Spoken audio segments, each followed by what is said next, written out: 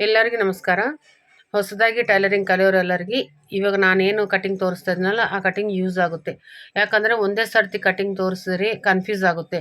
ಅದರ ಪರ್ಪಸ್ ಆಗಿ ನಾನು ಏನು ಮಾಡೀನಿ ಅಂದರೆ ಒಂದು ಬ್ಲೌಸನ್ನ 3 ಭಾಗ ಅಥವಾ 4 ಭಾಗನ ಮಾಡ್ತೀನಿ. ಯಾಕಂದರೆ ಬ್ಯಾಕ್ ಪಾರ್ಟ್ ಒಂದು, ಫ್ರಂಟ್ ಪಾರ್ಟ್ ಒಂದು, ಸ್ಲೀವ್ಸ್ ಒಂದು, ಈ ಥರ ಕಟಿಂಗ್ ಮಾಡಿ ನಿಮ್ಗೆ ತೋರಿಸ್ತೀನಿ. ಯಾಕಂದರೆ ಸ್ವಲ್ಪ ಸ್ವಲ್ಪ ಅಂದರೆ ನೀಟಾಗಿ ನಿಮಗೆ ಇವತ್ತು ಈ ಬ್ಯಾಕ್ ಪಾರ್ಟ್ ಅರ್ಥ ಮಾಡ್ಕೊತೀರಾ, ನಾಳೆ ಮತ್ತೆ ಫ್ರಂಟ್ ಪಾರ್ಟ್ ಅರ್ಥ ಮಾಡ್ಕೊತೀರಾ, ಮತ್ತು ನಾಡ್ದು ಸ್ಲೀವ್ ಅದು ಅರ್ಥ ಮಾಡ್ಕೊತೀರ. ಸ್ಲೀವ್ ಕಟಿಂಗ್ನ ಮಾಡ್ಕೊಂಡ್ರೆ ಈ ಥರ ಎಲ್ಲ ಕಟಿಂಗ್ನ ಒಂದು ಡೇ ಬೈ ಡೇ ನೀವು ನೋಡ್ತಾ ಇದ್ರೆ ಏನಾಗುತ್ತೆ ಅಂದರೆ ನಿಮಗೆ ಕಟಿಂಗ್ಸು ಚೆನ್ನಾಗಿ ಅರ್ಥ ಆಗುತ್ತೆ. ನೀವು ಒಂದು ವಾರದಲ್ಲೇ ಒಂದು ಬ್ಲೌಸ್ ನೀವು ಆರಾಮಾಗಿ ಹೊಲಿಬೋದು. ಆ ಥರ ಕಟಿಂಗ್ನ ನಾನು ನಿಮ್ಗೆ ನೀಟಾಗಿ ಹೇಳ್ಕೊಡ್ತೀನಿ. ಒಂದು 4 ಅಥವಾ 5 ನಿಮಿಷ ಒಳಗಡೆ ಕಟಿಂಗ್ ಹೇಳ್ತೀನಿ, ಸರಿನಾ?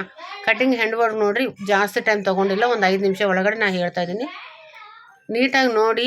ಈ ಫ್ರಂಟ್ ಭಾಗನ ಪಾರ್ಟ್ ನಾನು ಕಟಿಂಗ್ ಮಾಡಿ ತೋರಿಸಿದ ಏನಿದೆಯಲ್ಲ ಅದನ್ನು ಏನು ಮಾಡಿ ನೀವು ಪೇಪರ್ ಮೇಲೆ ಕಟಿಂಗ್ನ ಮಾಡಿ.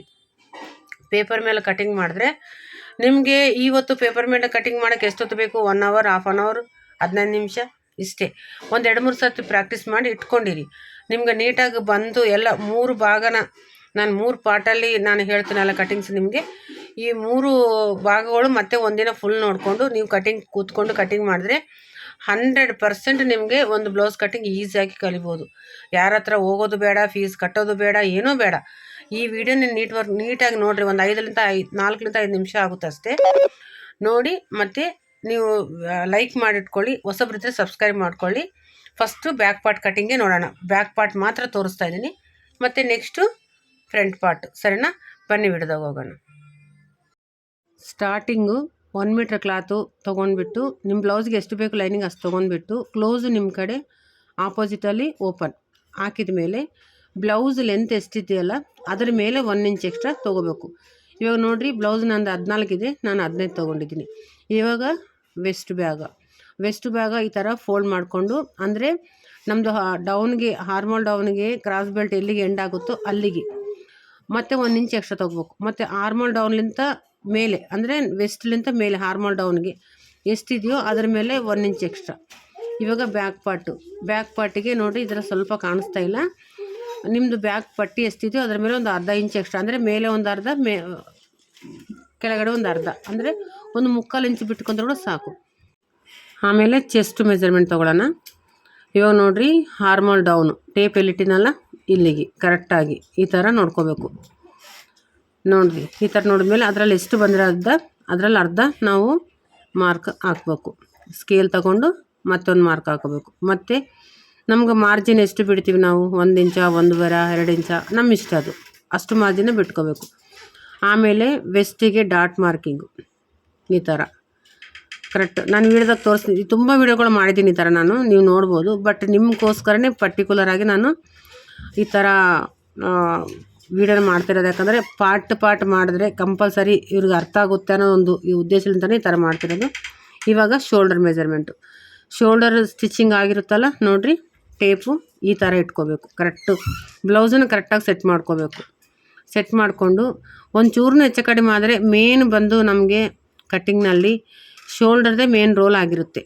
ಸೊ ಶೋಲ್ಡರ್ ಪರ್ಫೆಕ್ಟಾಗಿ ತೊಗೋಬೇಕು. ಶೋಲ್ಡರ್ ಕಡಿಮೆ ಆದರೆ ಪ್ರಾಬ್ಲಮೇ, ಜಾಸ್ತಿ ಆದ್ರೂ ಪ್ರಾಬ್ಲಮೇ.